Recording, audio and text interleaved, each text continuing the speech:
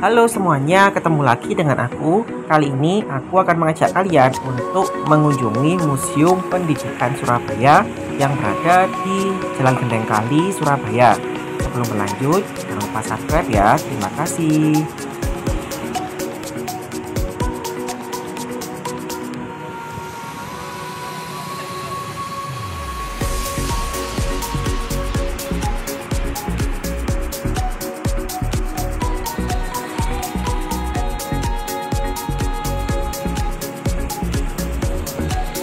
Museum pendidikan ini buka setiap hari kecuali hari Senin ya, tutup mulai pukul 8 pagi sampai pukul 3 sore. Untuk mengunjungi museum ini itu kita tinggal mengunjungi dulu laman dari tiket Surabaya milik Dinas Pariwisata Kota Surabaya. Kita isi dulu formulir di situ dan kemudian akan muncul semacam agreement ya. Nanti kita klik di situ sehingga mendapatkan tiket. Nah, tiket ini kita serahkan kepada petugasnya. Untuk harga tiket sendiri itu gratis ya, jadi tidak dipungut biaya. Di museum ini itu di bagian luarnya ada semacam tempat duduk ya yang sangat rindang yang berada di tepi Kalimas. Jadi kalau kalian kesini, selain berkunjung ke museumnya, kalian juga bisa melihat suasana, keindahan, dan kesegaran dari pinggir Kalimas. Sekarang itu Kalimas sudah bersih ya, jadi jangan khawatir kalau kalian duduk di sini itu akan melihat sampah yang berserakan. Lihat kan, ini kalinya bersih sekali ya.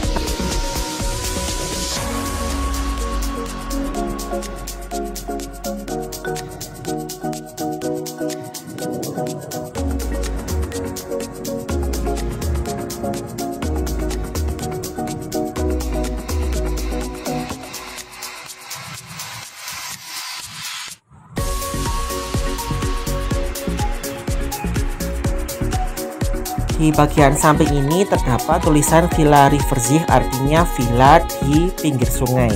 Nah, menurut informasi yang saya baca, dulu itu tempat ini adalah bekas bangunan dari perguruan taman siswa yang mangkrak selama beberapa tahun. Lalu kemudian oleh wali kota Surabaya saat itu, Bu Risma, dibangunlah museum pendidikan ini untuk menyimpan koleksi berbagai benda mengenai dunia pendidikan khususnya di Indonesia. Di sini kita bisa melihat bangunan khas kolonial ya yang masih terawat dengan baik. Ada lampu, kemudian ada jendela dan sebagainya. Jadi ketika ke museum, selain kita bisa melihat koleksi benda dalamnya, kita juga bisa menikmati keindahan dari arsitekturnya. Di sini ada beberapa bagian. Yang pertama adalah diorama, lalu ada pendidikan pada masa praaksara, pendidikan masa klasik, pendidikan masa modern.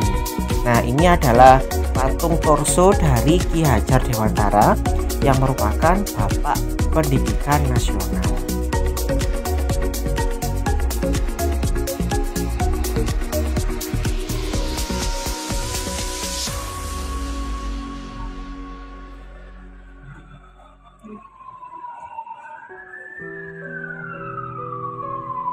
Bagian pertama ini adalah bagian pendidikan pada masa praaksara.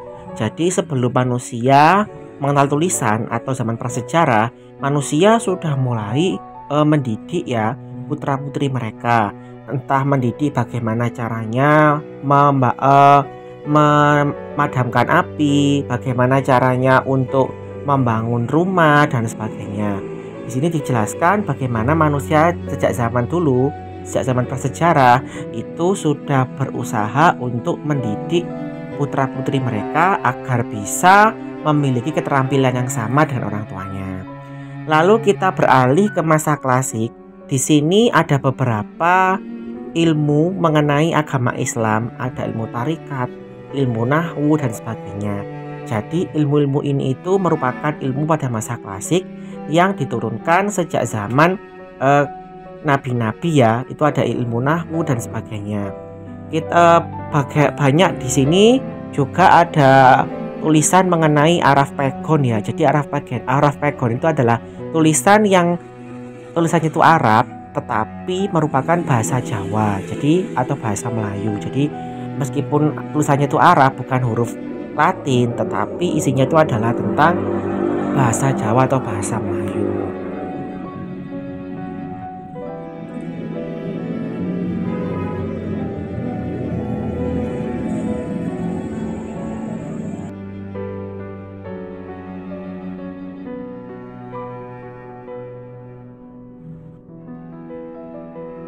Selain pada masa Islam, pada bagian ini juga diceritakan bagaimana pendidikan di era masa kerajaan Hindu-Buddha. Jadi dulu itu ketika kerajaan-kerajaan Hindu-Buddha eksis, sudah ada metode pengajaran. Saya masih ingat ketika belajar IPS ya, itu ada perguruan agama Buddha, semacam pesantren di kerajaan Sriwijaya. Nah, artinya sejak zaman Hindu-Buddha, metode pendidikan dan pengajaran itu sudah mulai diterapkan dengan kurikulum khas masing-masing, baik kerajaan-kerajaan yang bercorak agama Hindu maupun yang bercorak Buddha. Nah, ini kemudian kita beralih, ada semacam patung ya. Di sini memperlihatkan ada seorang siswa yang belajar mengaji kepada seorang guru. Nah, patung ini menunjukkan bagaimana metode pendidikan di pesantren itu sudah ada sejak dulu ya, terutama ketika masa awal perkembangan agama Islam di Indonesia.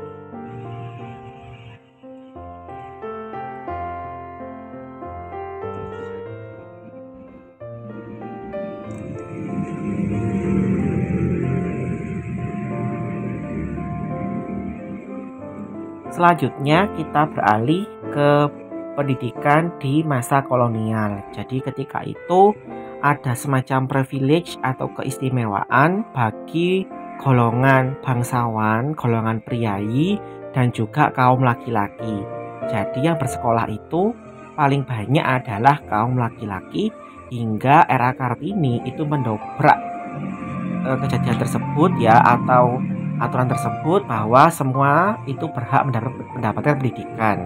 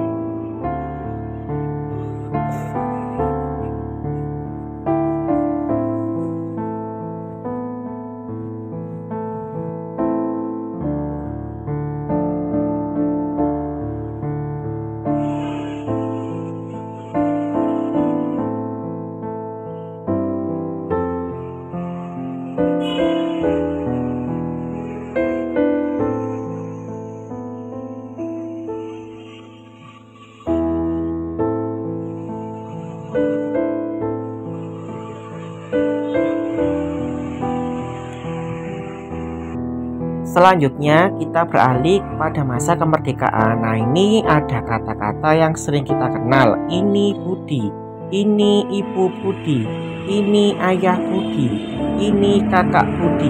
Nah, kalimat itu merupakan kalimat yang sering diajarkan pada anak sekolah dasar kelas 1 saat masa Orde Baru ya, sekitar tahun 1970-an sampai zaman saya 1990. Jadi saat itu ini adalah pencetus dari metode ini Ibu Budi, ini Bapak Budi yang menjadi legend ya hingga sekarang.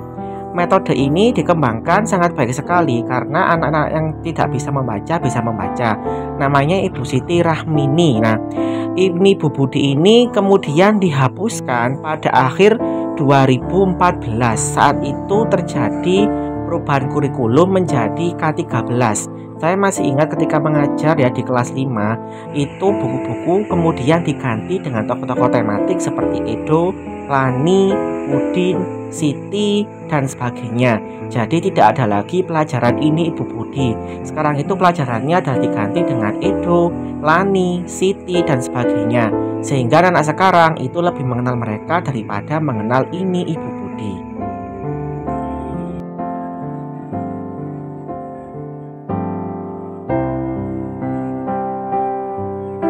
Sekarang kita ke bagian selanjutnya. Ini bagus sekali karena dipamerkan berbagai benda mengenai sekolah sejak dulu sampai sekarang. Di antaranya adalah buku pelajaran zaman dulu ya, kurikulum lawas tahun 70, 80, 90 itu ada di sini. Di sini ada yang paling saya kenal itu adalah buku-buku yang terbitan tahun 90-an seperti buku bahasa Indonesia, matematika, kemudian IPS, itu ada semua di sini. Yang paling memorable itu adalah buku membaca ini ya, buku membaca yang digunakan untuk anak kelas 1 dan kelas 2 SD.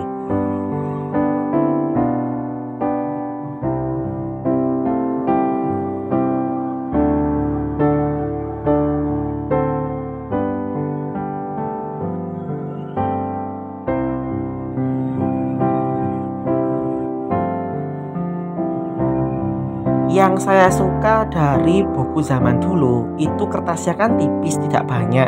Jadi anak-anak sekolah itu tidak terlalu berat membawanya, tetapi isinya itu sangat lengkap.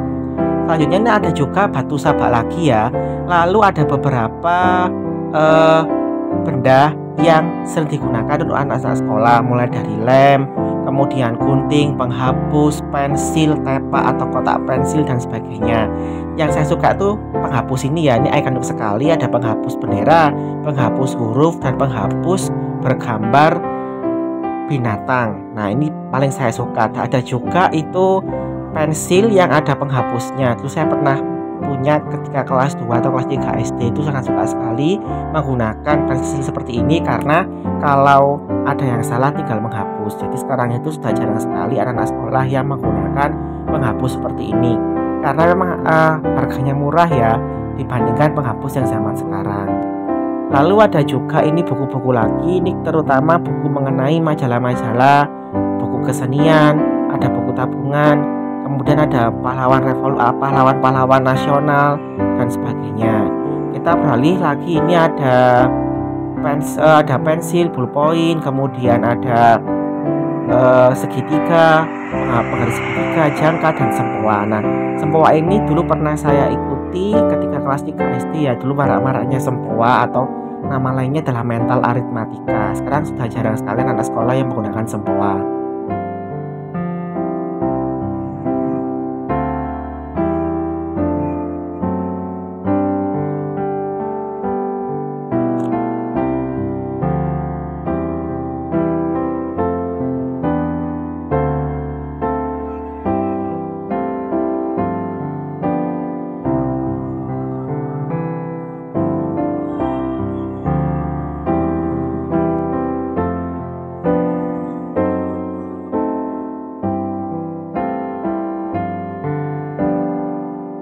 Ini ada kamera ya yang sering digunakan saat zaman dulu saat masih roll film.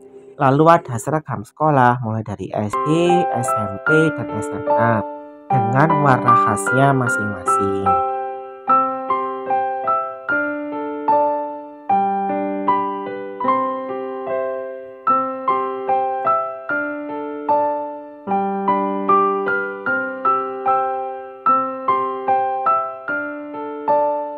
di bagian akhir ini ada beberapa barang lain ya, seperti cawan untuk minum, lalu ada piala.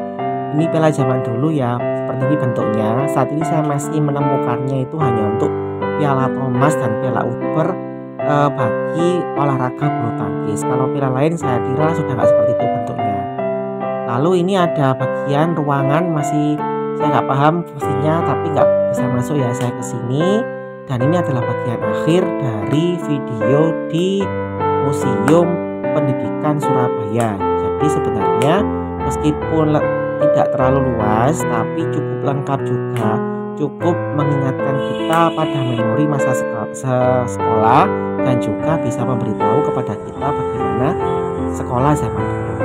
Oke, sekian dulu video dari saya. Sampai jumpa pada video berikutnya. Terima kasih.